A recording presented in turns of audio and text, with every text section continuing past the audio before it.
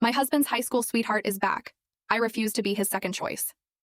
The high school alumni group chat started pinging in the dead of night.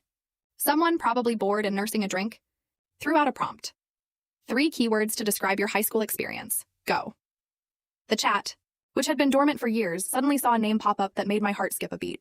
It was Camille Sterling, the undisputed prom queen of our graduating class. Vibrant, she wrote. Passionate. Then, after a deliberate pause, she added one more. And Nate. The chat exploded. Even after a decade, they were still the it couple of our high school's tragic lore. The rebellious, wealthy bad boy and the ethereal, gentle honor student.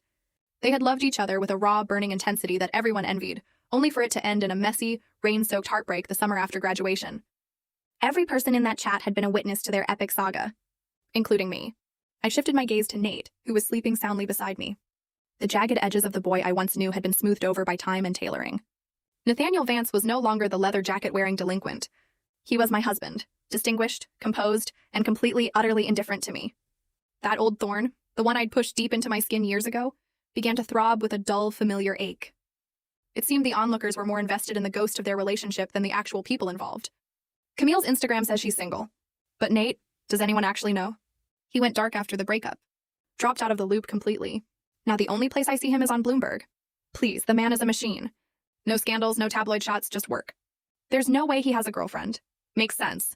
When you lose the love of your life that young, everyone else is just noise.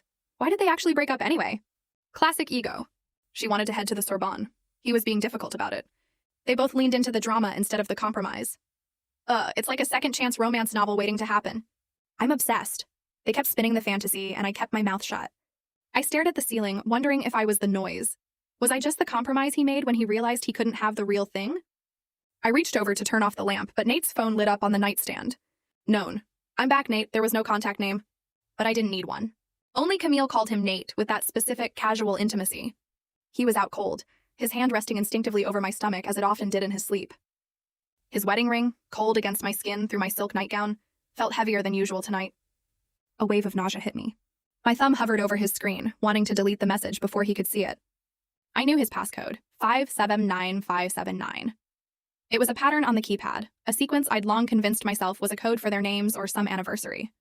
I stared at the lock screen for 2 full minutes, my heart hammering against my ribs before I finally set it down. Going through his phone felt beneath me. Besides, Nate didn't indulge me the way he'd indulged her. I remembered a day in 10th grade when Camille had been fuming because a freshman girl wouldn't stop texting him.